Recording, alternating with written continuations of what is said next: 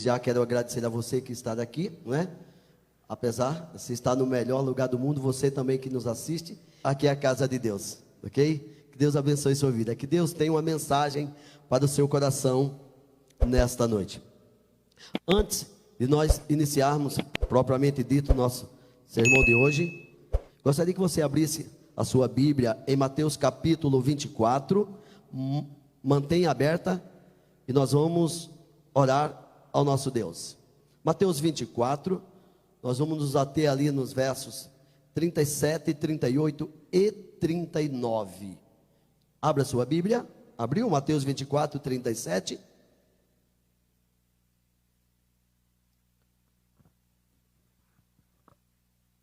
Todos acharam? Amém? Quem está na misericórdia ainda, assim como eu? Mateus 24, verso 37. E o tema é os carpinteiros de Noé. Já ouviram esse tema? Os carpinteiros de Noé. Estou estudando o livro Grande Conflito, livro Patriarcas e Profetas. Gente, ali tem coisa para a gente aprender. Muita coisa Deus nos fala ali. Confesso que lendo aquele livro, eu falei, puxa vida, quem sou eu, como diz nosso amigo Fabiano, na fila do pão, né? Quem sou eu ali como cristão em vista daqueles homens de fé ali? E ali a gente aprende muito. E um desses capítulos também, nós estudamos ali, fala sobre Noé. Estudando ali um pouco em Gênesis nós podemos ver algumas coisas, podemos tirar como lição para o nosso dia. Mas eu quero iniciar com Mateus. Nós vamos estudar o livro de Gênesis capítulo 6, mas quero iniciar com Mateus 24, pois o próprio Jesus, ele menciona, aí ele diz o seguinte, Mateus 24, no verso 37, 38 e 39, ele diz o seguinte, 24, 37, pois assim como foi nos dias de Noé, também será a vinda do Filho do Homem, porquanto assim como nos dias anteriores ao dilúvio, comiam e bebiam, casavam e davam-se em casamento, até o dia em que Noé entrou na arca. Verso 39. E não o perceberam, senão quando veio o dilúvio e os levou a todos. Agora presta atenção no final. Assim será também a vinda do Filho do Homem. Notem, esses 3 versos, eles nos evocam a um dramático capítulo da história bíblica, que é conhecido como capítulo de Noé. É o que ele fala aqui. Ele está relatando aqui, Jesus está relatando Gênesis. Então ele fala de um dramático capítulo, conhecido como capítulo de Noé. O que aconteceu lá que pode trazer para nós algumas experiências? Se estudarmos o capítulo 6 em Gênesis, 4 fatos, ou 4 coisas aconteceram ali, que vale a pena o nosso destaque. 4 coisas. Nós vamos ver aí quais são elas que se destacaram. Abram sua Bíblia em Gênesis, ali no comecinho, é fácil de você achar. Gênesis capítulo 6. Gênesis capítulo 6. Jesus falou sobre esse capítulo, vamos ver aí o que se destacam para a gente. Pelo menos 4 coisas eu peguei ali. Vamos lá. Eu quero que você se atente em Gênesis 6, o verso 5.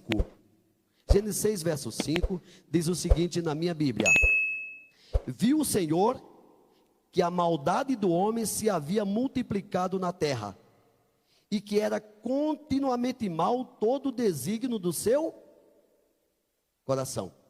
O que está acontecendo aí, baseado em Gênesis 6, verso 5? Os antediluvianos, eles formavam uma sociedade de homens sem Deus, atrevidos e o quê? Pervertidos, pecadores. Essa é a história do capítulo Noé. Por isso que Jesus citou lá em Mateus 24, 37. Um outro destaque aqui, esse é o primeiro. Um outro destaque aqui está no verso 9. Verso 9 diz o seguinte: eis a história de Noé. Noé era homem justo e íntegro entre os contemporâneos. Noé andava com Deus. Em meio ao caos, em meio àqueles antediluvianos, havia uma família que era considerado como uma família com Deus.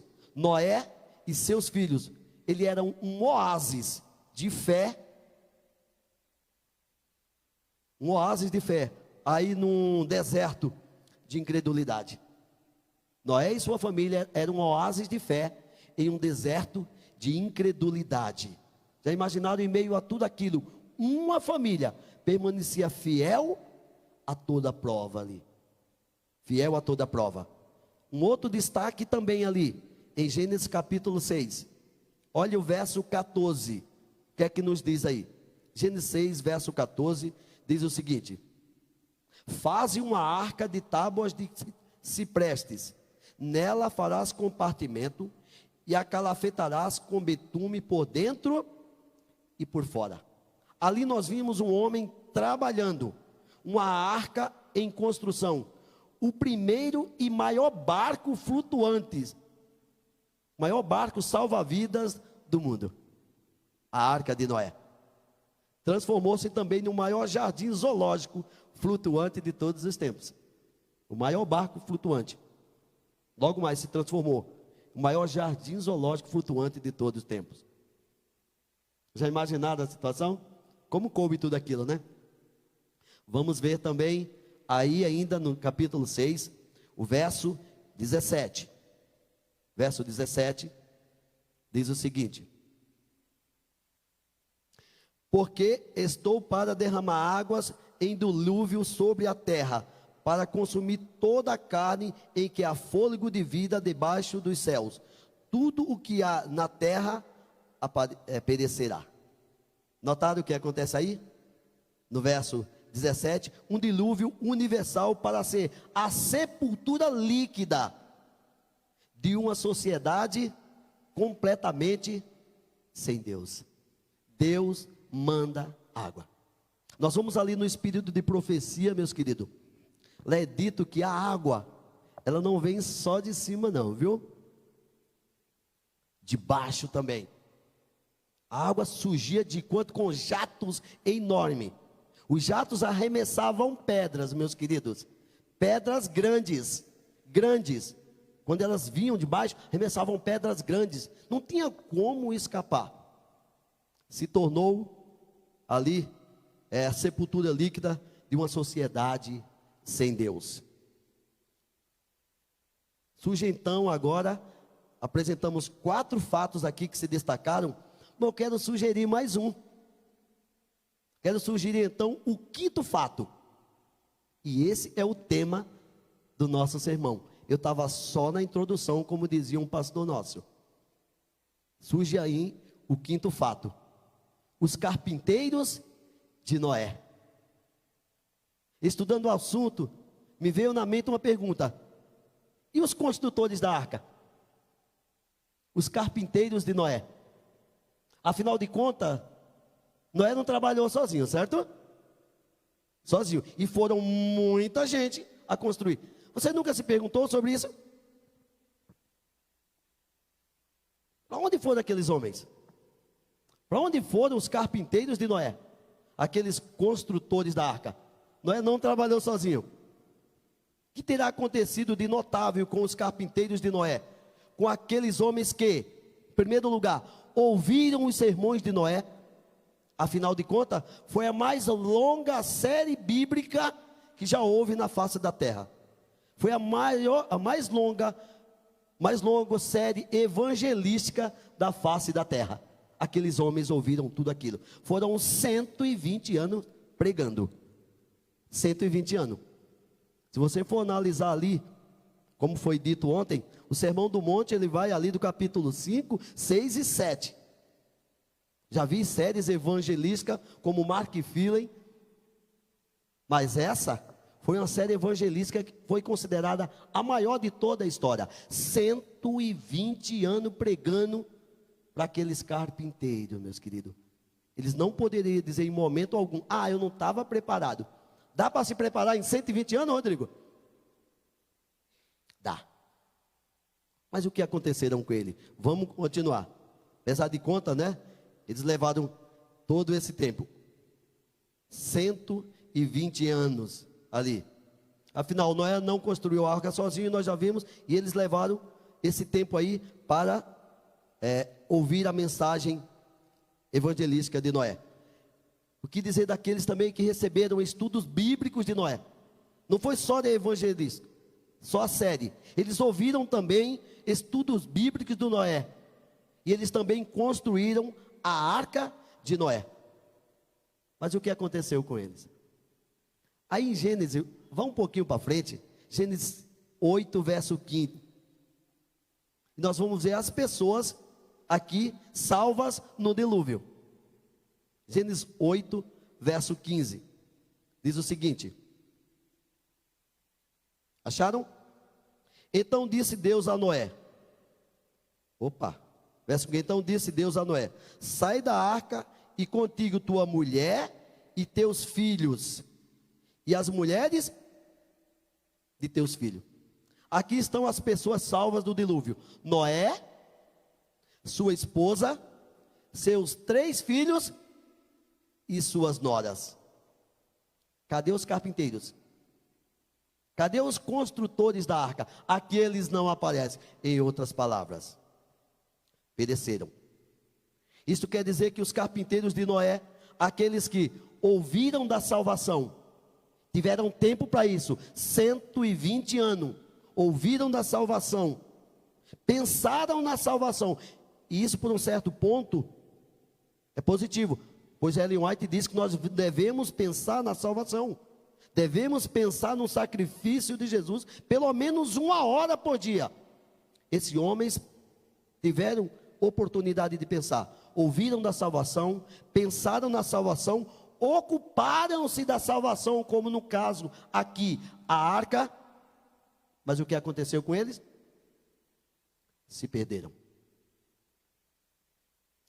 Essa, meus queridos, é uma triste realidade.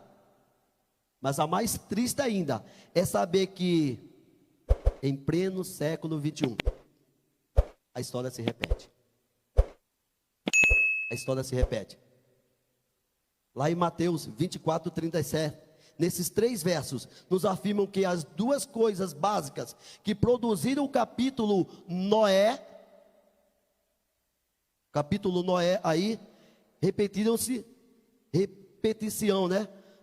Nos fins dos tempos. Irão acontecer também nos fins dos tempos. As 2 coisas básicas do drama Noé são corrupção e violência. Foi isso que disse o texto, ali quando nós lemos. Corrupção e violência. Será que elas se repetem em nossos dias hoje? Estamos numa cidade corrupta, num estado corrupto, num país corrupto. Ela se repete para nós hoje? Podem ser elas um sinal dos tempos? O que é que os irmãos acham? Meus queridos, basta ligarmos a TV, celular, onde quer que seja. Corrupção e violência tem sido a nota tônica dos noticiários mundiais.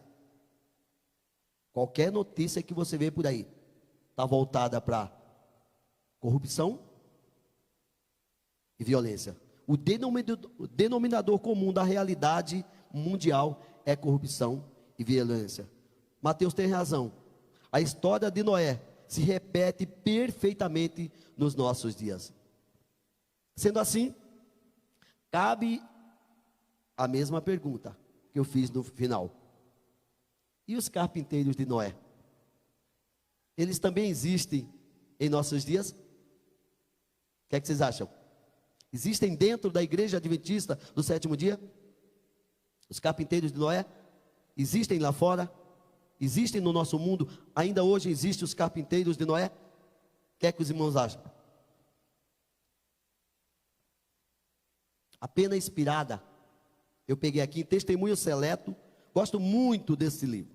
Testemunho Seleto, na página 340, ela diz que os carpinteiros de Noé existem hoje nos nossos meios. A Pena Inspirada nos apresentam 2 textos dignos de nossa atenção. 2 textos. E eu quero ler com os irmãos aqui um deles. Olha o que é que ela diz. Está falando aqui para nós, como adventista do 7º dia, está falando também com o povo lá fora e de uma forma geral. Ela diz assim, ó: a religião pessoal entre nós como um povo.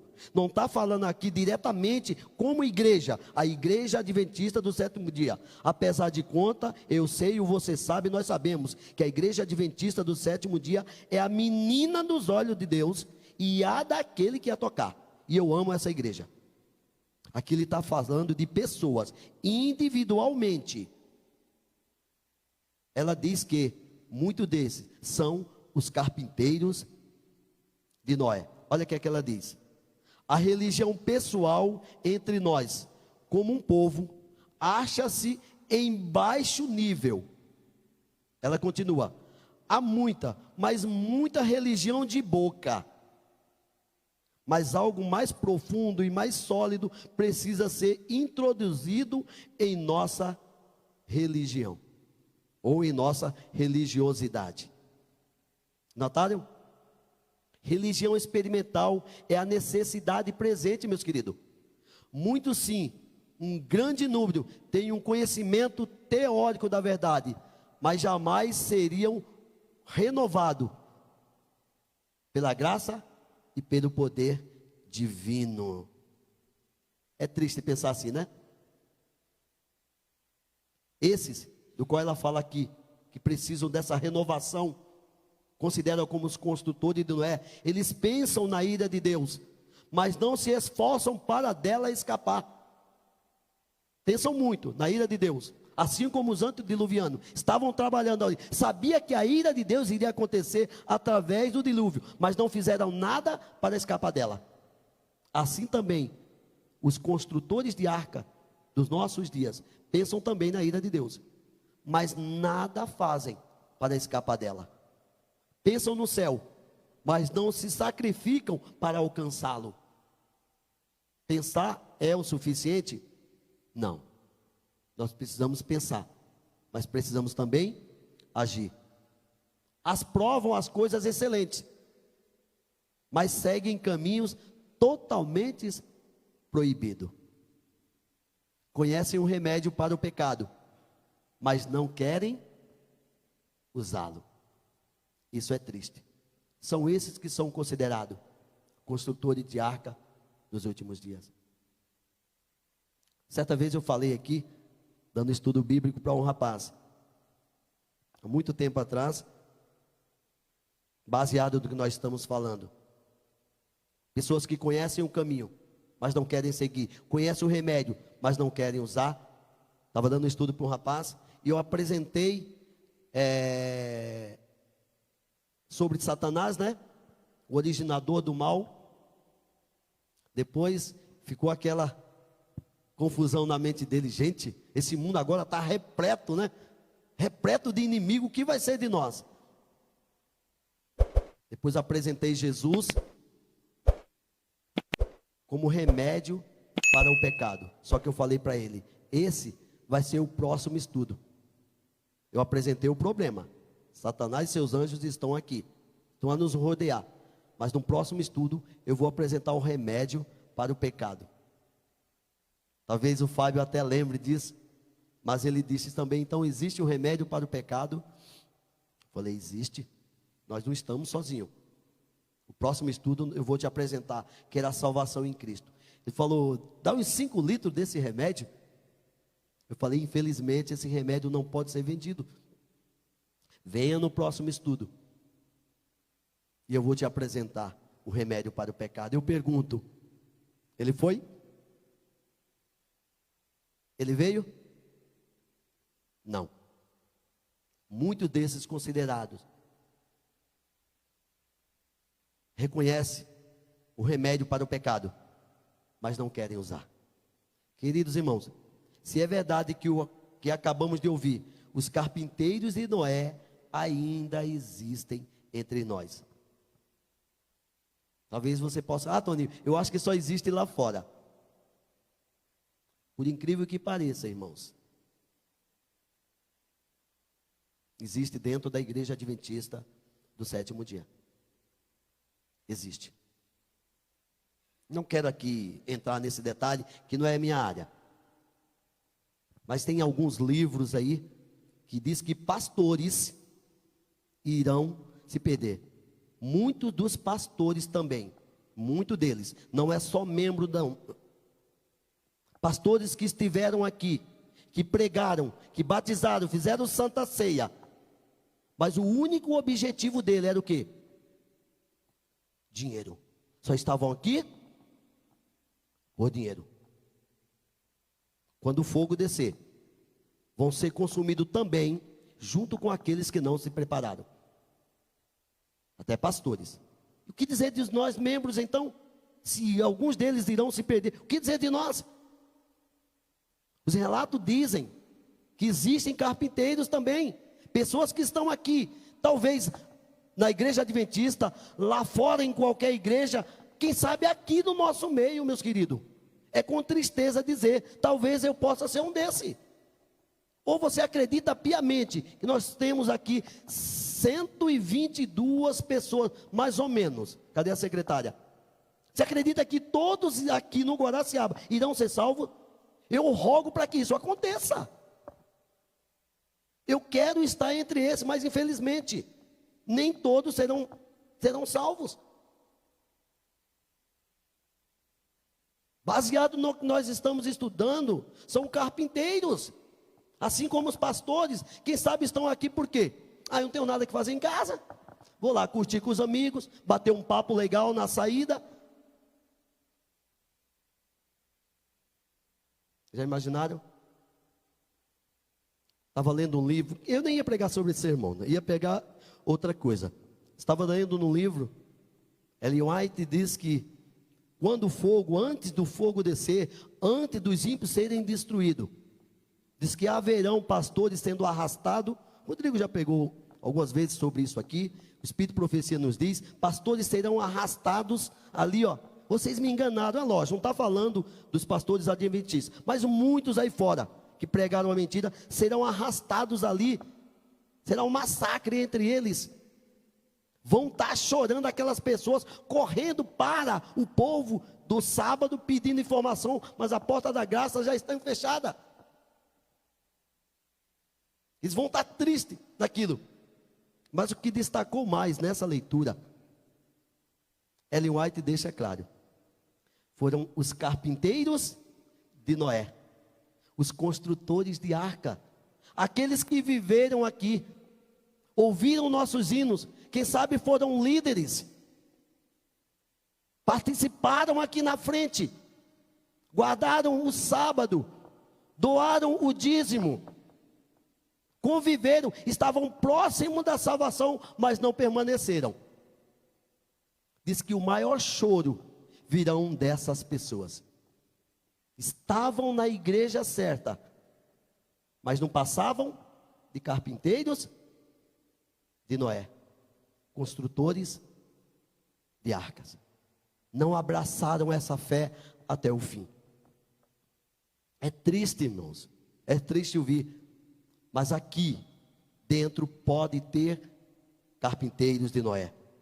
Pode ter também em uma instituição qualquer. Pode estar até aqui mesmo em nosso meio, como foi citado. Nessa altura, uma só pergunta é válida, e é a que eu quero fazer aqui. Será eu um construtor de arca? Será você um carpinteiro de Noé? Será você semelhante àqueles que ouviram da salvação, estiveram aqui, participaram de cultos, mas não tiveram uma vida de entrega a Deus?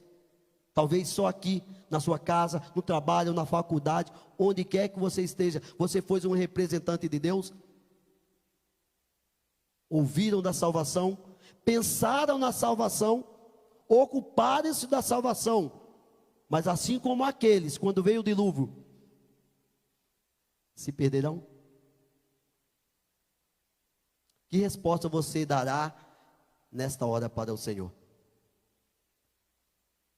Pense, pergunta retórica. Ou quem sabe que resposta você vai dar para você mesmo? Que resposta eu vou dar para mim mesmo? E principalmente para o nosso Deus. Antes de preparar essa pequena mensagem, que já finalizou, viu? Já finalizou, eu refleti na minha vida. Será no decorrer desses 24 anos, Eu não tenho sido um construtor de arca? Carpinteiro de Noé? O que está te motivando a estar aqui hoje? É para você pensar. Se for a pessoa maravilhosa de nosso Senhor Jesus, eu digo amém. Deus seja louvado. Esse é o meu desejo e a minha oração nessa noite para você. Amém.